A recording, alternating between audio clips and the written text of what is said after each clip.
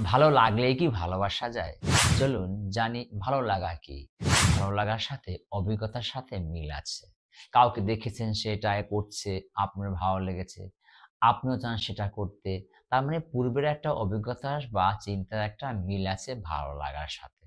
যখন কোনো ভালো লাগা বারবার আমাদের মনে আসে, আমাদের মনে পুনরাবৃত্তি হয়, তখনই তার প্রতি ভালোবাসার সৃষ্টি হয়। ভালো লাগলে ভালোবাসতেই পারেন। ভালোবাসেন মানে আপনার সুন্দর মন, আপনি ভালোবাসেন, আপনি উদার, আপনি ভালোবাসেন মানে আপনি সত্য, সুন্দর সবকিছুই আপনি বোঝেন।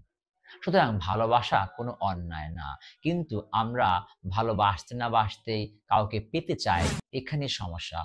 মনে রাখবেন ভালোবাসা আপনার স্বাধীনতা, ভালোবাসা সফল হওয়া আপনার স্বাধীনতা নয়। এখানে রয়েছে ২ পক্ষের একটা সমঝোতা।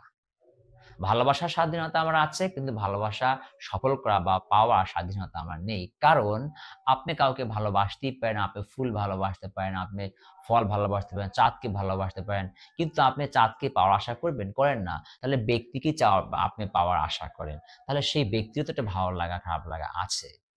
ভালোবাসতে পারেন, কিন্তু সেই পাওয়াটা নির্ভর করে ২ পক্ষের উপরে। আপনার যেমন পছন্দ অপছন্দ আছে, তারও তো পছন্দ অপছন্দ আছে।